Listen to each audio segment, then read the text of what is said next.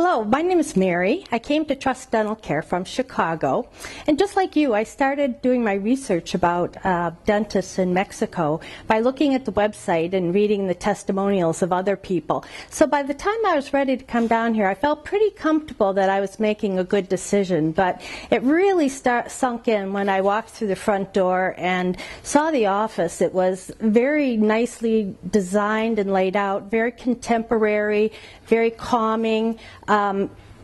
Everything I would expect to see in a very professional dental office. But it really kicked in when I met Dr. Serenia and her staff.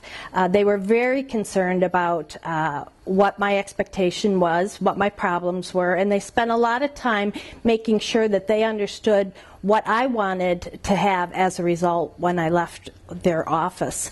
I walked into the office itself where the procedure would be done, just like in my dentist in Chicago. Everything was covered with plastic for the cleanliness. The doctor and her staff were robed with the hair nets on, wore gloves throughout the procedure. All the instruments were laid out just like what my expectation would have been for a very professional experience.